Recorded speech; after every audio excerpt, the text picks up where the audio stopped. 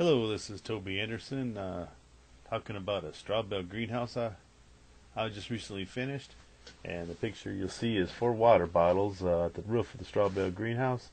The idea is that the water goes through the water into the greenhouse where the water bottles are right there. You see the inside of the water bottles. Anyways, the water comes into the water bottle, or the light comes into the water bottle, and filters out the infrared light. Not all the light, but infrared light, but a lot of it. Infrared's the wavelength that carries the heat. When the water gets hot, it'll evaporate out the top of the bottle, which is open, taking the heat out with it. This idea lets light into the greenhouse while keeping a lot of the heat out.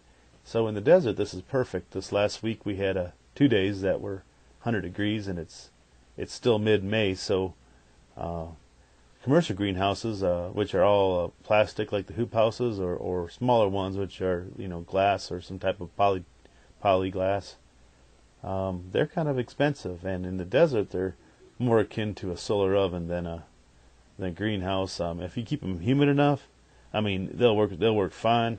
But they are expensive, so I wanted to make something out of. I wanted to make something out of the stuff we had. I had a hand, which was straw.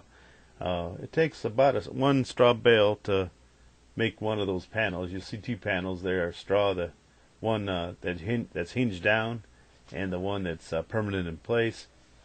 And what those are is 4x8 frames made of 2x4 studs, and then chicken wire on the outside and the inside of each frame, and the middle stuffed with straw. The wood there I took and used motor oil and kind of painted the motor oil on with a rag, and I used staples to mostly to fasten the chicken wire down to the studs, along with a few roofing nails. Can't see it now, but on the very bottom edges of the greenhouse walls, I put swamp cooler pads, and that just kind of took up the space between the air and the dirt, and so prevented the air from getting in. Here's a close-up picture of the straw infill panel. You can see the chicken wire and one of the roofing nails. In the upper right-hand corner, you can see a board that's kind of squeezing in place the evaporative pad, which is hard to see in the picture there. You see a bolt sticking out of the 2x4, and it actually is stuck in there more. It pulls out. It's about 5 inches long total, and it's inserted through a pipe nipple that's got 2 nuts, one on each side, so the bolt will rotate freely, and that's how I do the hinge.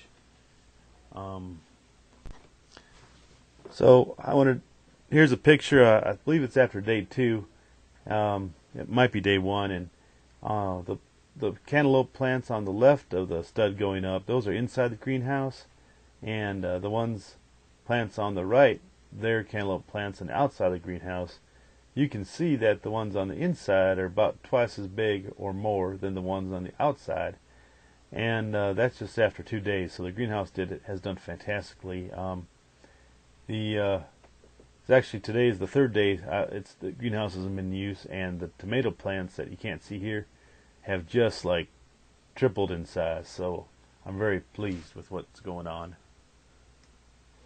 Last but not least, I want to tell you how I thought of this idea. It actually came from the Bible, and the bottles that you saw on the top came from this verse. It says, "Who can number the clouds in wisdom, or who can stay the bottles of heaven?" That's Job 38:7. Many people believe that Job was written before the flood or right after the flood, and anyways, the events that it talked about, many of them were referring to pre-flood events, and one of the mysteries is, how did the people back before the flood live so long? And so a lot of Bible students think that there was some type of a water canopy over the earth. I think that's true. I think it could have been a ring of water orbiting around the Earth, just going around the Earth in a ring in low Earth orbit. At any rate, there was something, because it didn't rain before the flood. There was dew on the heaven. So there was dew on the ground, and which meant that the heat would have flown from the top down to the earth, which is opposite of us today. The ring of water then would have heated up, maybe say 100, 110 degrees, but then heat would flow downhill to the earth where it would have been 80 degrees.